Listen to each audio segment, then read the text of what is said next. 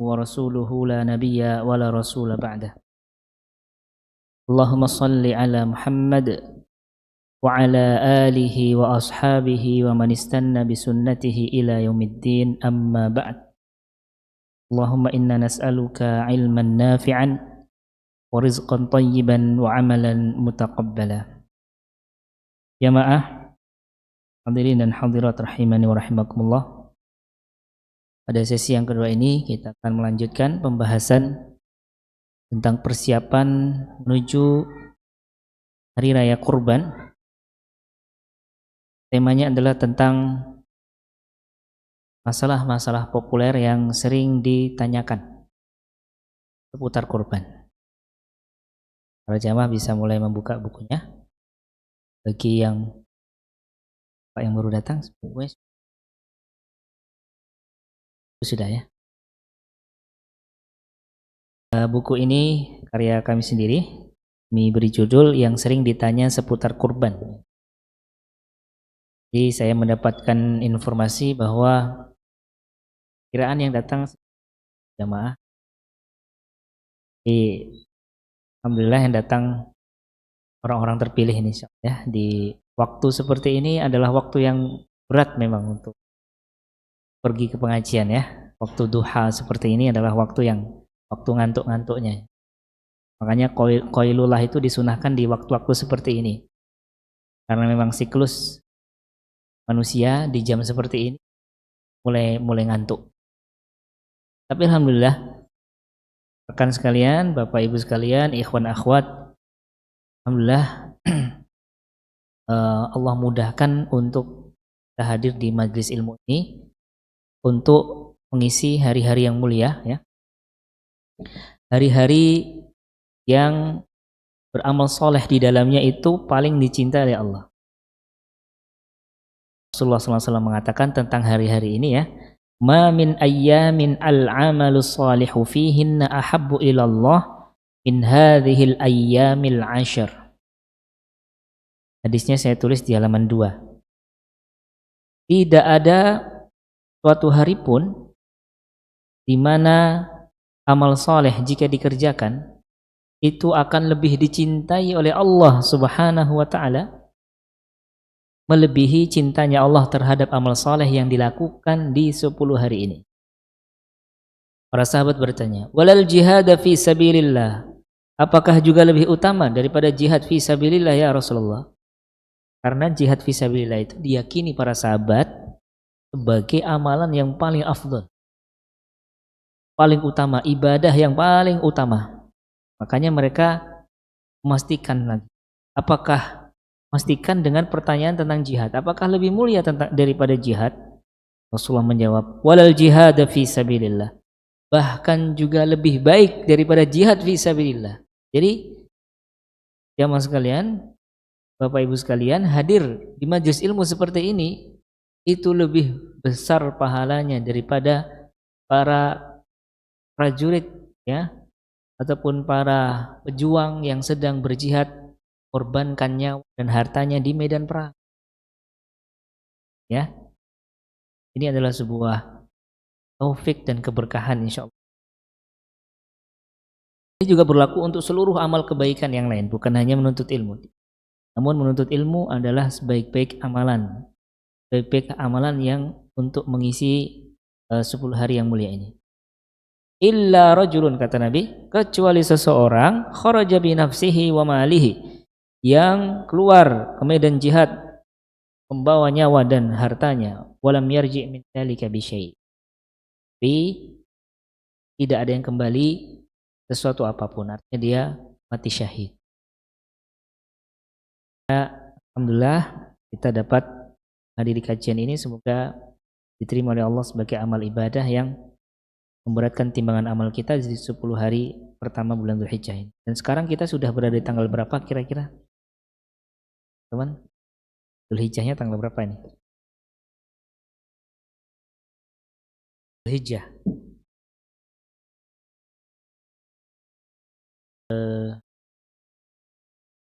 Ya. 7 ya. Oh, sudah tanggal 7. Tinggal 3 hari lagi. 3 hari lagi hari istimewa ini pergi meninggalkan kita.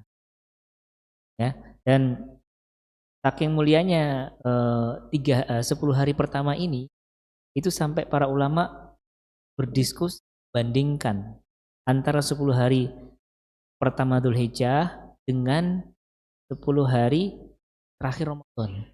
Mana yang paling utama? Mana yang lebih utama? Kalau 10 hari terakhir Ramadan kita semua paham. Kita semua yakin, kita semua sudah tahu itu hari-hari yang istimewa karena ada Lailatul Qadar. Tapi di kelas para ulama, kalangan para ulama, itu mereka berdebat, mereka berdiskusi hebat.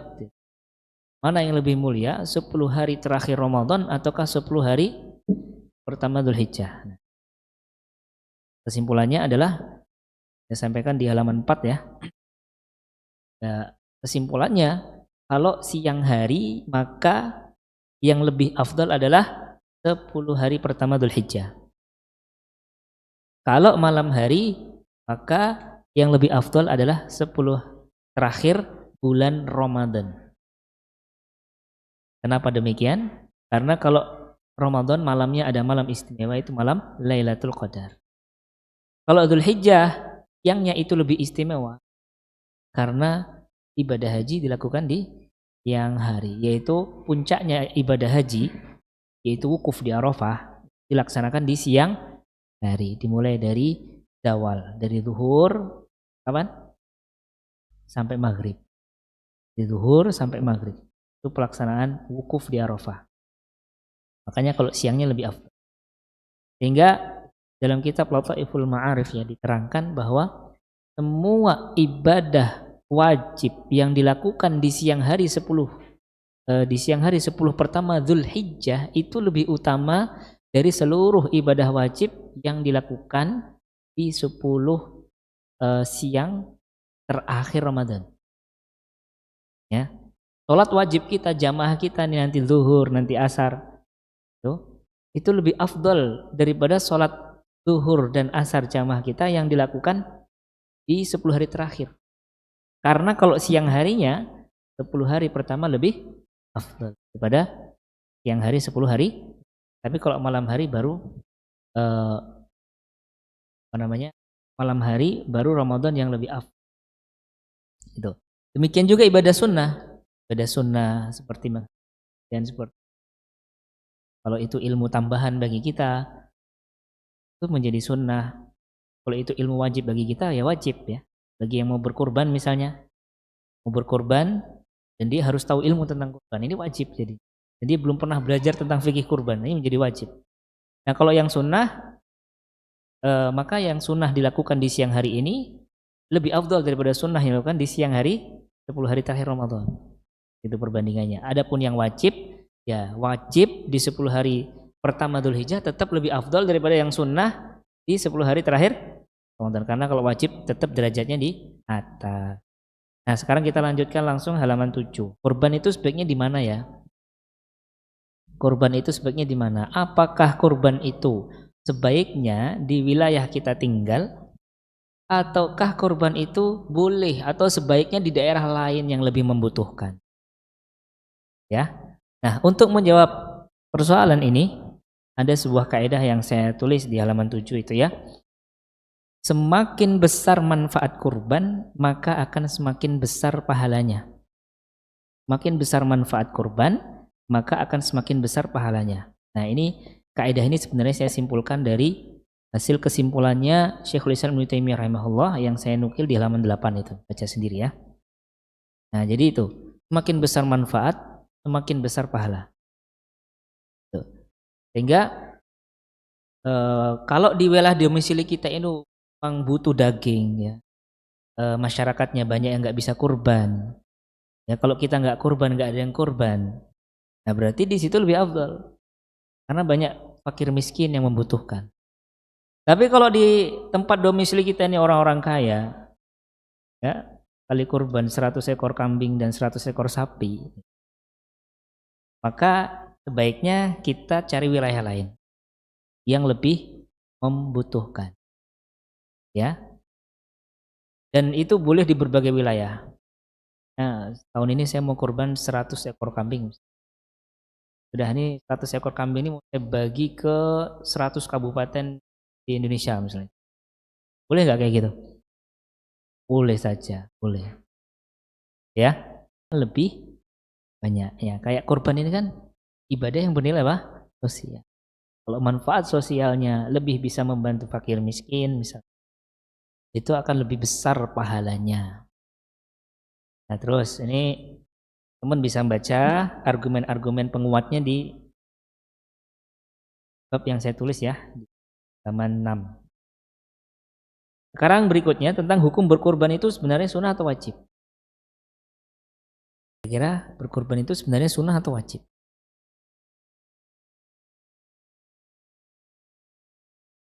Wajib. Apa mas hukum? Sunnah ya? Sunnah.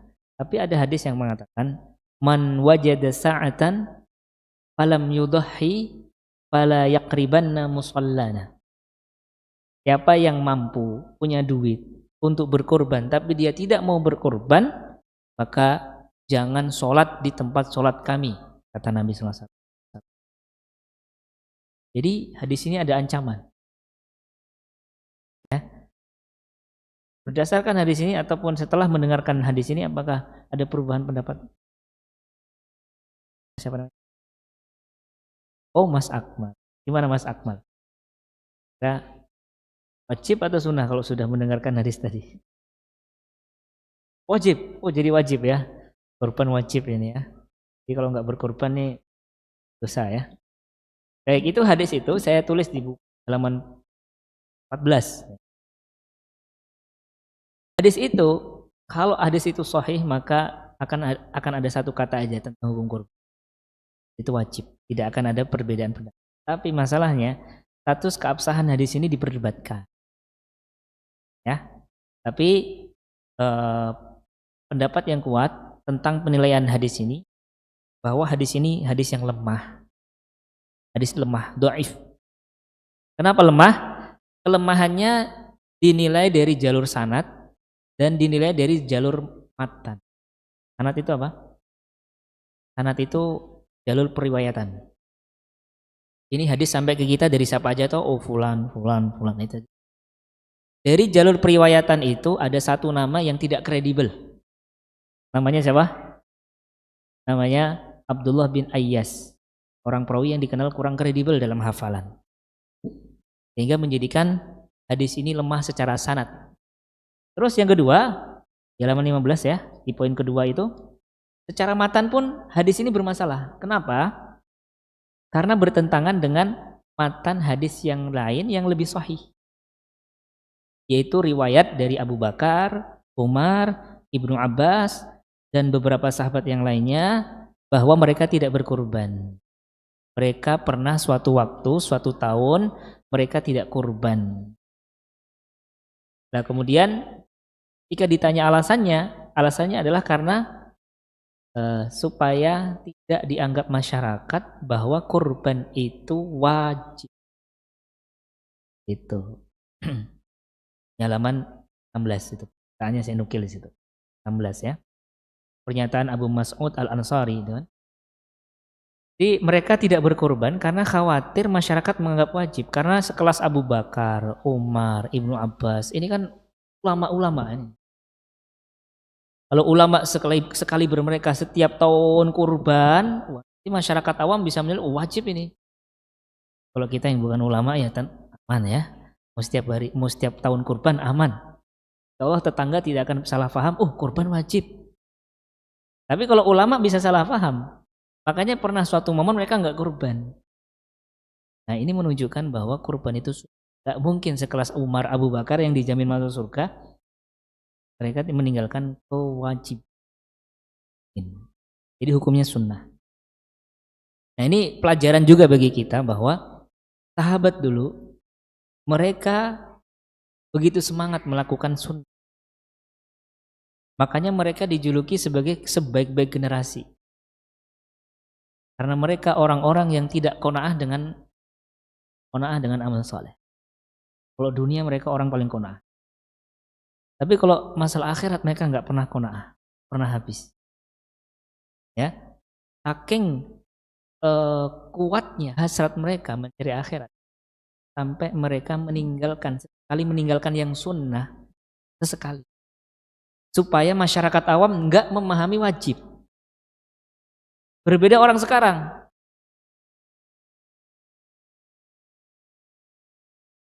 Yang sering kan sunnah. Cuma nanti dikerjakan pahala, ditinggalkan kan enggak apa-apa. Ya tak? Orang sekarang mengentengkan yang sunnah.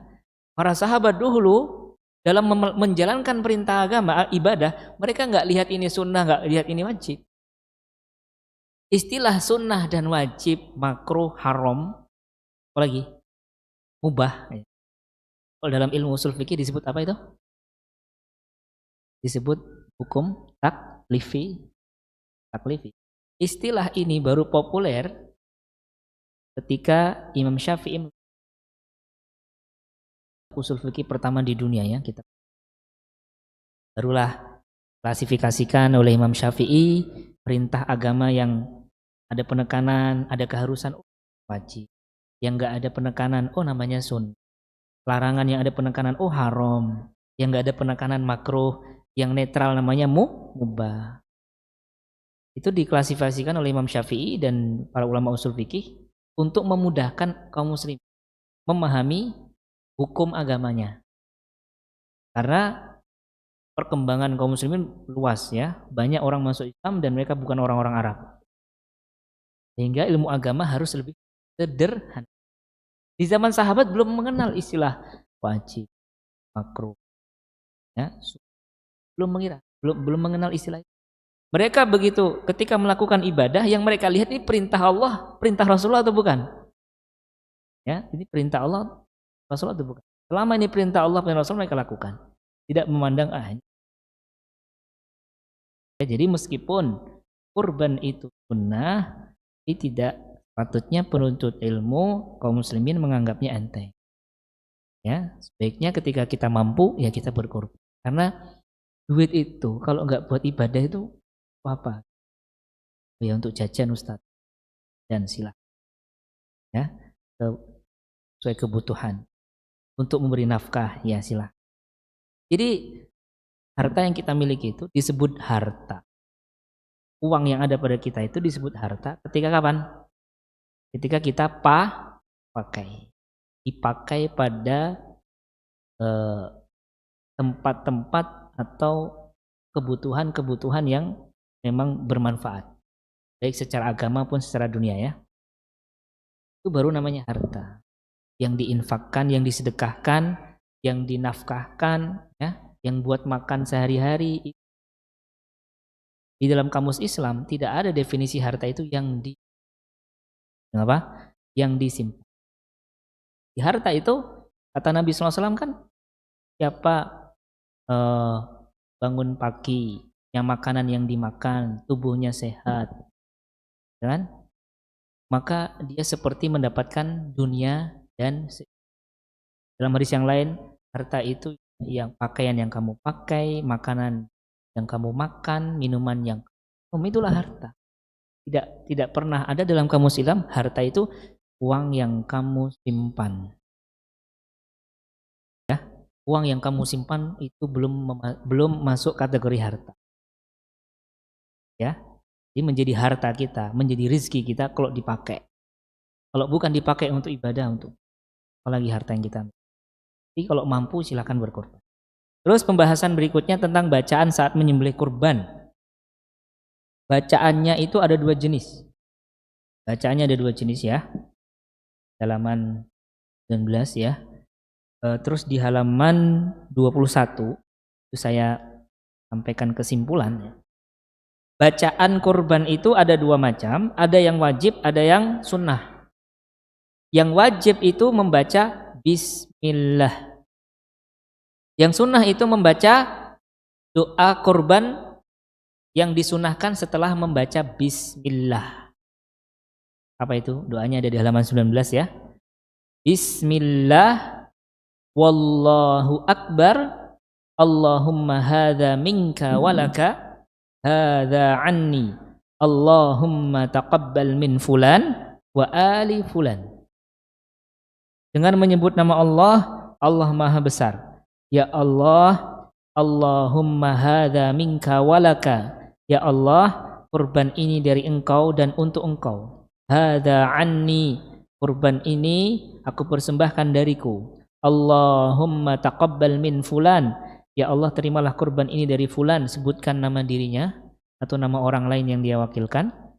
Wa ali fulan, dan keluarganya si fulan tersebut. Tuh ya. Jadi kalau kepanjangan boleh bismillah saja. Tapi kalau mau lebih afdol dilengkapi. Ya. Kalau nggak hafal boleh nggak baca teks? Boleh nggak. Kalau baca teks jangan sambil gorok leher lah gorok ya.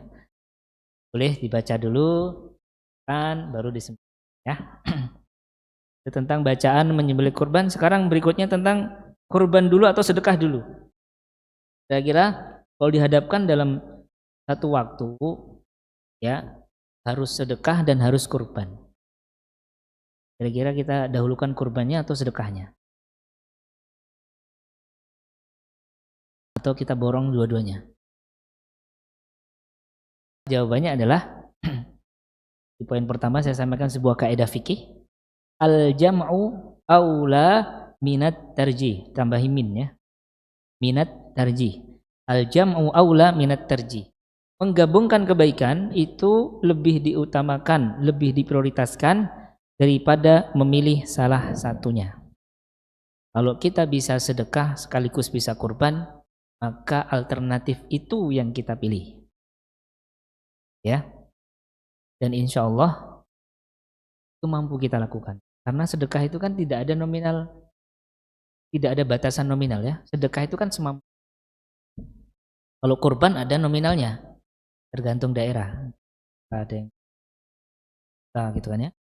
Tapi kalau sedekah kan tidak ada nominal tertentu. Jadi sedekah iya 10.000, 100.000. Kurban juga Allah itu bisa kita lakukan. Kecuali kalau sedekahnya harus ada batasan minimal yang seharga kurban juga gitu. Ada nggak sedekah yang wajib? Sedekah yang mau nggak mau kita mengeluarkan biaya yang besar, nggak bisa kurang dari itu, dan kita mampu. Ada tidak kira-kira? Ya, misalnya tetangga kita, saudara kita kritis, saudara lo belum buat BPJS, ya, belum buat apa? BPJS, dan harus ditangani saat itu juga ke IGD. Dan biaya penanganannya kurang lebih untuk menyelamatkan nyawanya dia ini seharga 1 kambing misalnya. 1 kambing. Kita yang mampu ketika itu gimana? Kalau antum dalam posisi tersebut, antum tetap bersikukuh berkorban atau membantu teman antum? Kalau berkorban maka akan mengorbankan teman antum. Ya dia bisa meninggal. Tapi kalau antum meninggalkan korban, antum menyelamatkan nyawa teman antum. Lebih milih mana kalau dalam keadaan seperti ini? Sementara duitnya cuma uang safety ini memang untuk kurban. Kalau yang lainnya untuk nafkah ini nggak bisa diganggu nih, untuk SPP anak ini udah nggak bisa. Ini uang safety yang memang kurban. Kira-kira pilih yang mana? Mengkorbankan teman atau tetap berkorban? Atau menyelamatkan nyawa teman ya? Menyelamatkan nyawa teman ya. Kenapa? Menyelamatkan nyawa itu kalau berkorban hukumnya sun. Nah, kalau dalam keadaan seperti ini kita mendahulukan sedekah. Karena sedekah dalam keadaan ini wajib. Wajib. Jadi Islam itu mengajarkan empati. Ada keadaan kalau kita nggak berempati, kita berdosa. Jadi dalam keadaan ketika sudah bersentuhan nyawa itu, harus kita menyelamatkan. Tapi kalau perbandingannya sunnah-sunnah ya, ini sedekah sunnah, ini juga sunnah. Kita baiknya apa? Kompromikan. Jadi cuma punya budget seperti itu nggak bisa mengkompromikan. Kalau bisa mengkompromikan bagus ya. Nah, berarti ini harusnya ada dana investor. Lah, kayak aja kurban ini saya pakai untuk bantu teman. Kalau tidak bisa maka pilih yang wajib.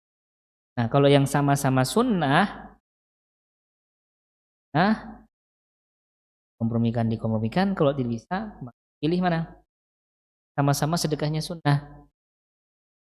Misalnya ada butuh teman yang bantuan untuk sedekah tapi senilai kurban, tapi sunnah itu.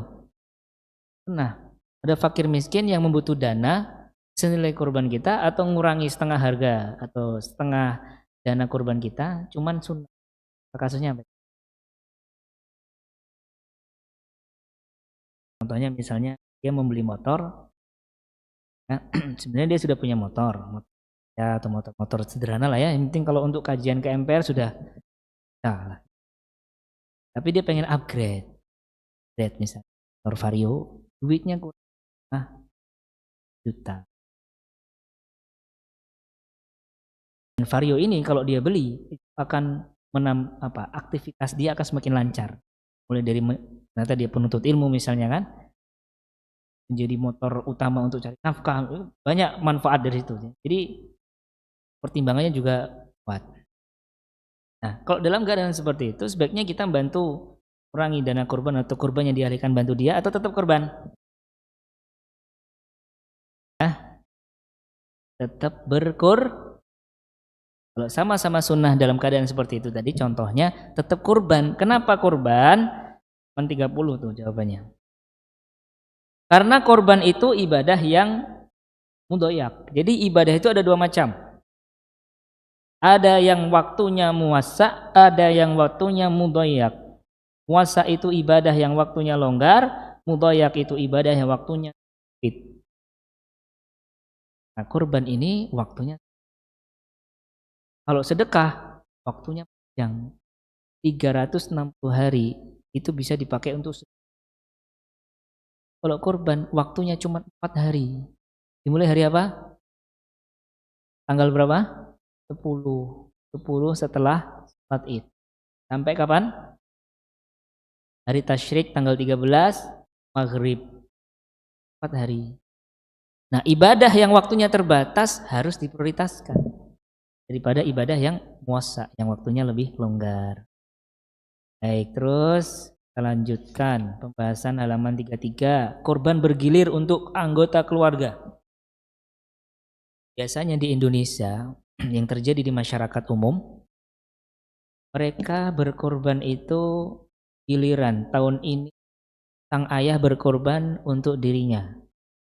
Terus tahun depan sang ayah berkorban untuk istrinya. Tahun depannya lagi sang ayah berkorban untuk istrinya yang kedua. Terus berikutnya lagi istrinya ketiga ya. Baru nanti kalau udah istrinya sudah semua dikorbankan, beralih ke anaknya. Anak pertama. Tiap tahun korban terus. Ada yang korban 1 tahun 5 kambing. Pertama untuk anak pertama, kambing kedua untuk anak kedua, gitu kan? Jadi masyarakat biasanya seperti itu. Nah, sebenarnya korban seperti ini tuh sesuai tuntunan Nabi atau tidak sebenarnya?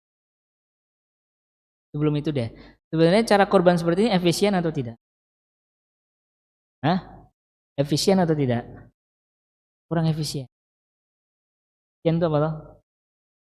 Dan itu adalah sesuatu yang harganya ekonomis tapi mutunya banyak. Manfaatnya besar itu efisien.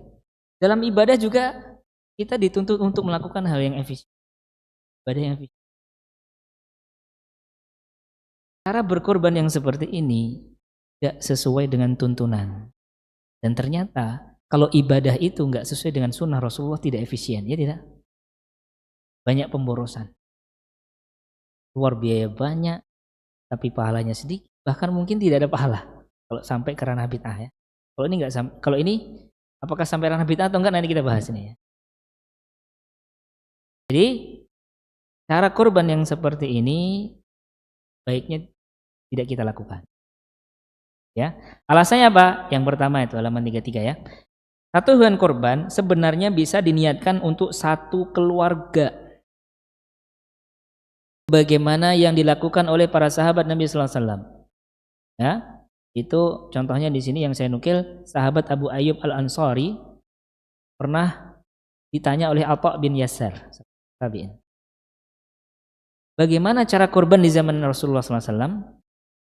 Lalu Abu Ayyub Al-Ansari menjawab, kana ar-rajulu yudahhi bisyati anhu wa an ahli baitihi. Pada masa Rasulullah SAW, seorang suami menyembelih seekor kambing sebagai korban untuk dirinya dan keluarganya. Tuh, jadi korbannya di zaman Nabi, satu kambing digunakan untuk, diniatkan untuk satu keluarganya, bukan untuk dirinya sendiri. Ya, ini rahmat Allah Subhanahu wa Ta'ala. Jadi sebaiknya kita seperti itu. Bagaimana kalau urunan? 1/7 sapi, kita ikut urunan. Bisa nggak pahala urunan kita di sapi itu kita niatkan juga untuk keluarga kita? Kalau kambing kan sendiri, borong sendiri pahalanya. Kita bisa bagi-bagi keluarga. Jadi mereka juga dapat pahala. Tapi kalau kita urunan sapi, bisa nggak pahalanya juga kita niatkan keluarga? Kita dapat 1/7 dibagi sekeluarga. Boleh nggak? Ya, boleh nggak, Mas? Bisa atau tidak?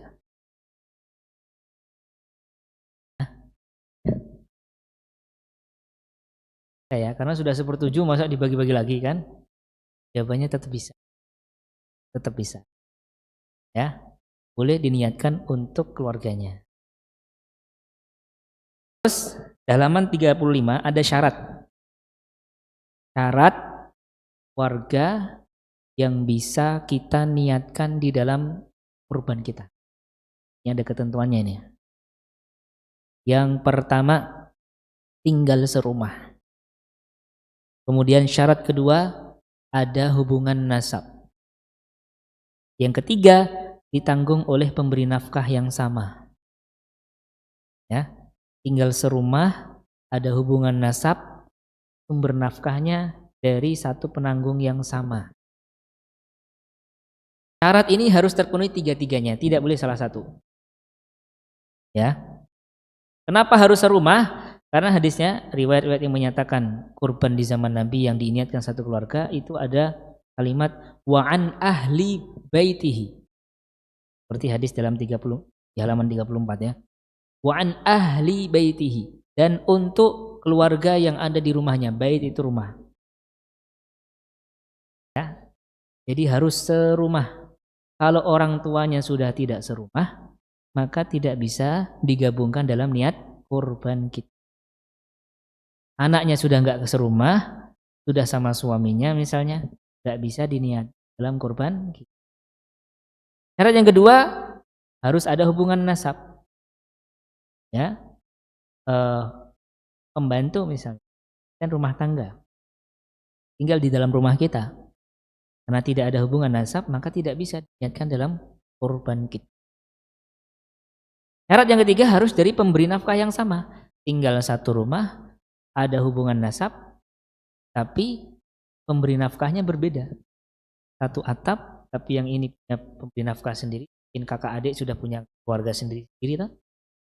Nah, ini nggak bisa. Harus tiga ini. Harus tiga ini. Kalau di rumah itu hanya ada suami, istri, dan anak-anak, maka niatkan untuk itu. Saya pengen juga berkorban agar orang tua saya juga berkorban. Maka caranya gimana? Caranya orang tua diajak serumah dulu ya. Kasih nafkah dulu. Atau bisa dengan cara dikasih duit. Transfer duit, Pak, monggo ini untuk kurban. Nah. Baik.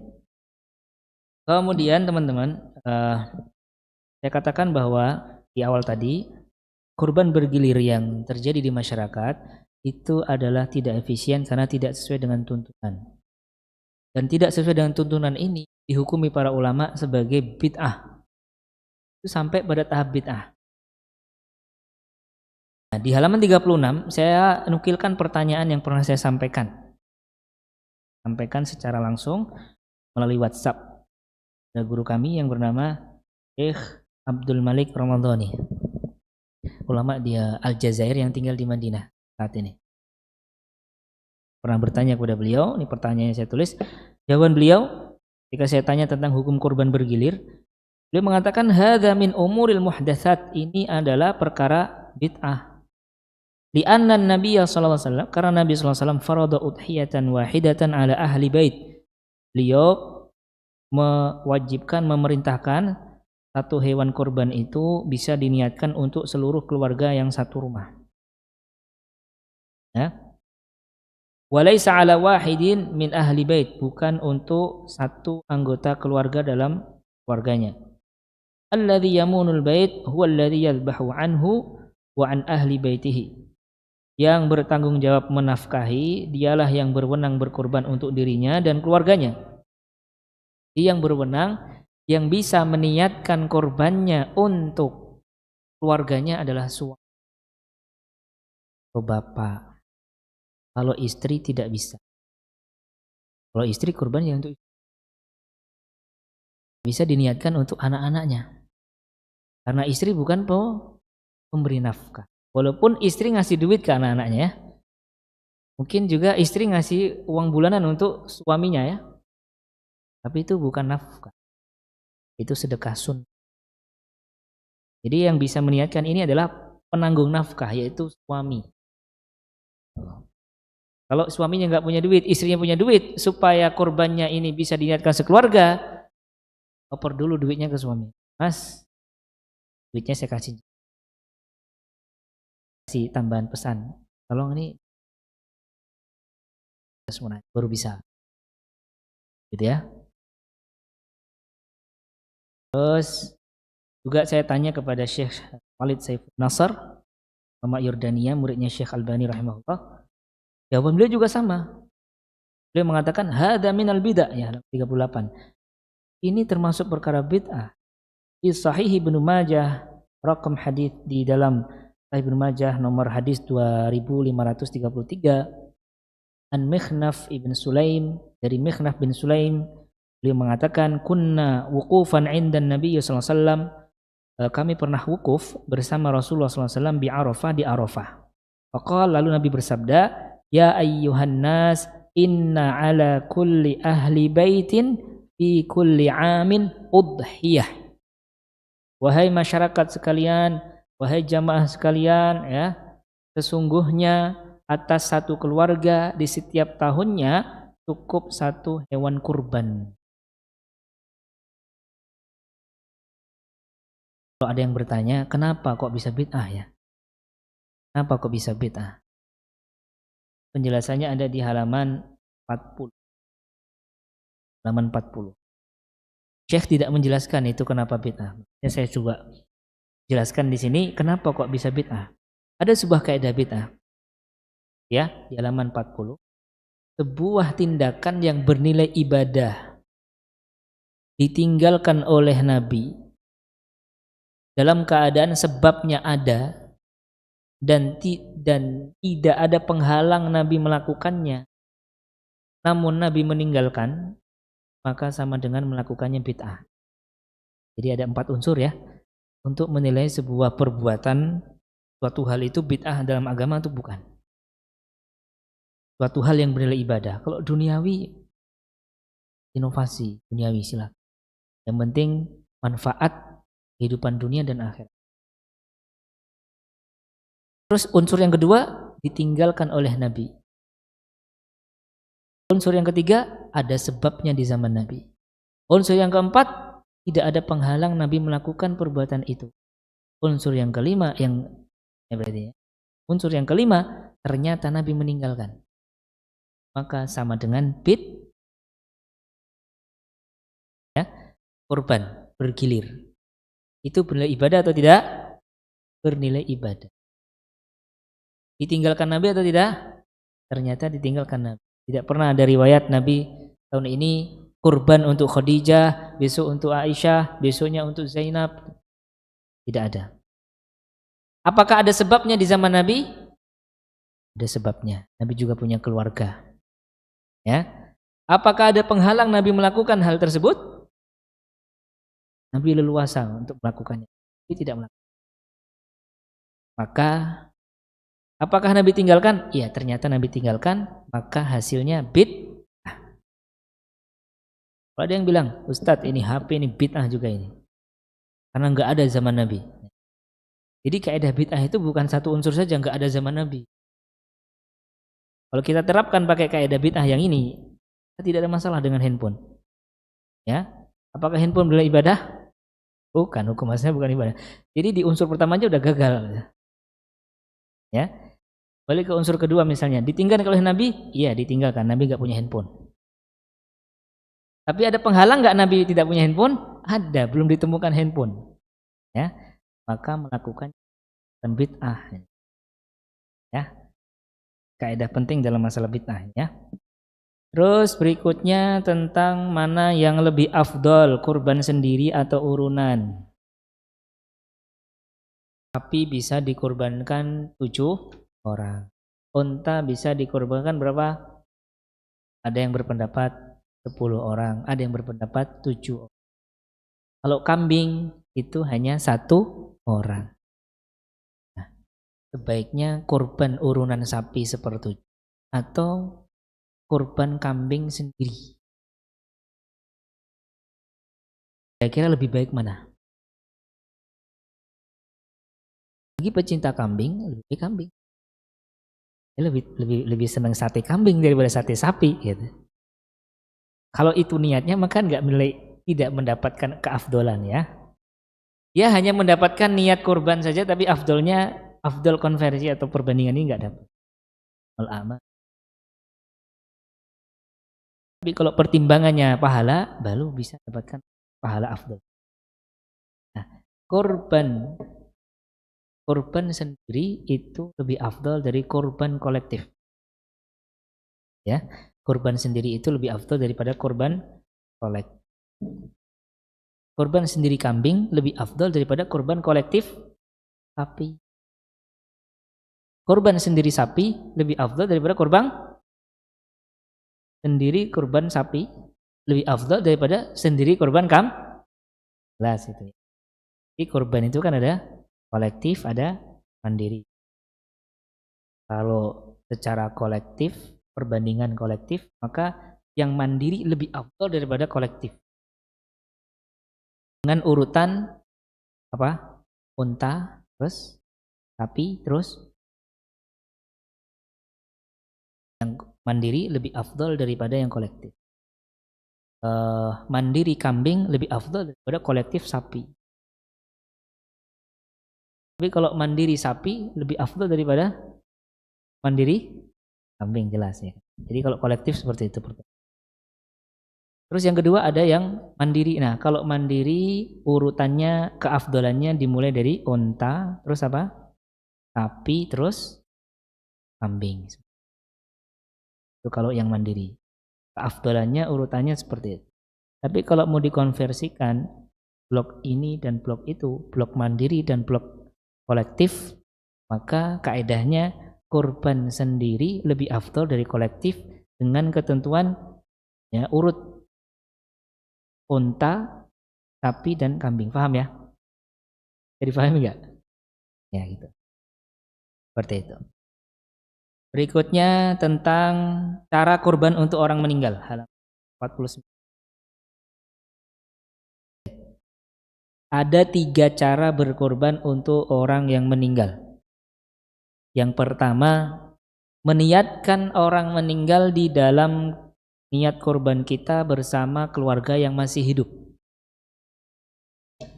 Terus yang kedua, berkorban untuk mayit dalam rangka menjalankan wasiat. Korban untuk jenazah, untuk mayit, karena mayit ini sebelum meninggal dunia memberikan wasiat supaya berkorban. Yang ketiga, halaman 51, meniatkan korban untuk mayit secara mandiri. 3 jenis atau 3 teknis berkorban untuk orang meninggal ini, mana yang boleh, mana yang enggak? Yang boleh adalah yang pertama dan yang kedua. Ya, yaitu meniatkan mayit di dalam korban kita. Meniatkan mayit dalam korban kita bersama orang yang masih hidup. Nah ini yang sesuai sunnah, ini yang boleh. Ya. Dan berkorban untuk mayit dalam rangka menjalankan wasiat. Tidak boleh. Intinya kalau boleh pahala korbannya sampai ke mayit. Bisa ditransfer ke mayit di alam barzakh. Yang nggak boleh itu meniatkan korban sendiri. Ya, ini korban tahun ini untuk kakek saya yang sudah meninggal. Nah, ini nggak boleh. Bahkan ini bisa masuk bid'ah juga. Ternyata banyak hal-hal populer tentang korban yang ternyata bid'ah. Kita tahu ilmunya ternyata harusnya nggak seperti itu. Ya, kenapa yang seperti itu harusnya dilakukan? Karena pakai kaidah bid'ah yang saya jelaskan tadi ya, dalaman sebelumnya tadi ya. Ini bisa tergolong bid'ah. Di zaman Nabi SAW, Nabi punya keluarga sudah meninggal. Jadi sebabnya ada. Dan ternyata Nabi tidak meniatkan mereka dalam kurban secara sendiri. Seperti Khadijah meninggal ketika Nabi di Mekah. Nabi tidak meniatkan kurbannya untuk Khadijah secara sendiri, nggak pernah. Dan Nabi tidak ada penghalang untuk melakukan itu.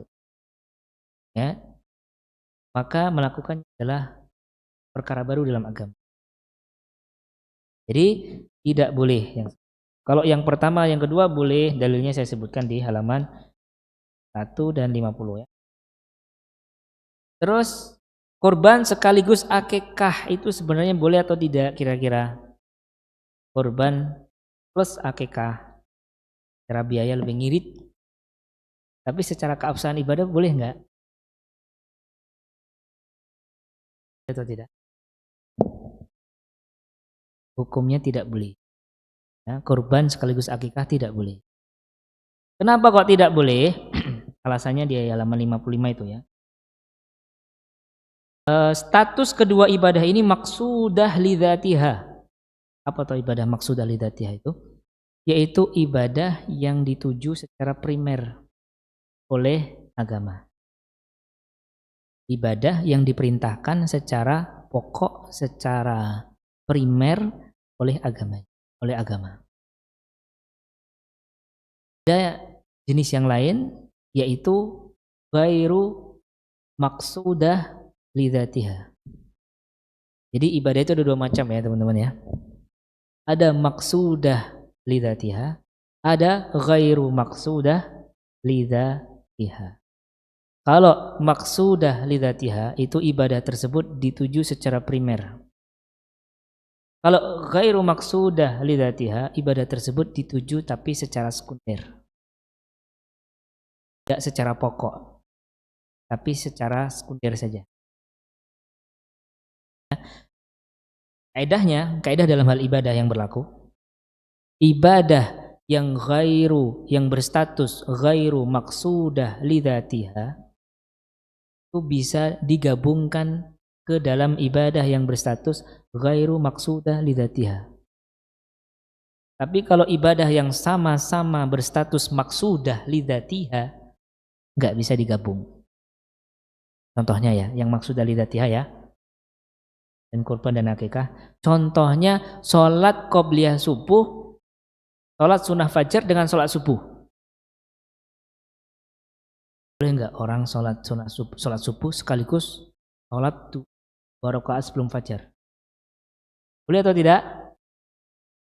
Tidak boleh. Karena kedua ibadah ini berstatus maksudah lidzatiha. Tujuh secara primer. Ada perintah agama yang memang harus mewujudkan sebuah ibadah mandiri namanya sholat 2 rakaat sebelum subuh. Qobliyah subuh. Dan ada perintah agama yang memerintahkan mewujudkan sebuah ibadah secara mandiri namanya sholat subuh. Teknisnya sama tapi niatnya nggak boleh digabungkan. Karena maksudnya lihat. Kalau seorang masuk masjid pada zuhur, sudah tiba waktu zuhur, sekaligus qobliyah zuhur, dia niatkan sekaligus untuk sholat tahiyatul masjid. Boleh atau tidak? Boleh ya. Kenapa? Oh boleh? Oh boleh mas?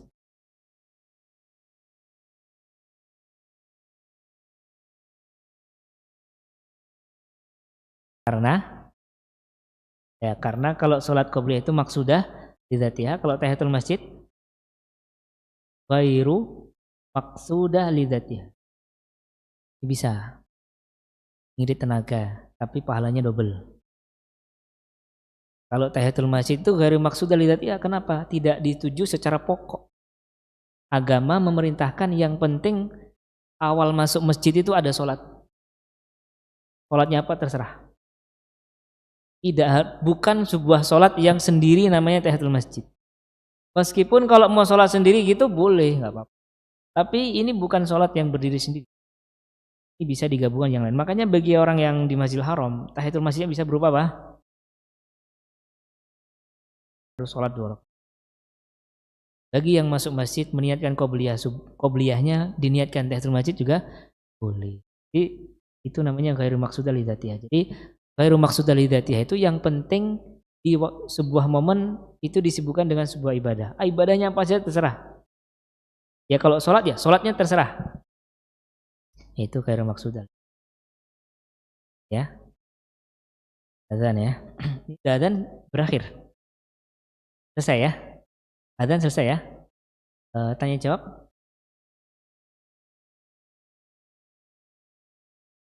Oh, berarti azan dulu terus jawab gitu. Kayak gitu ya. Break dulu dan terus jawab. 3 pembahasan sebenarnya. Kan nanti baca sendiri ya. Untuk tanya jawab di akhir.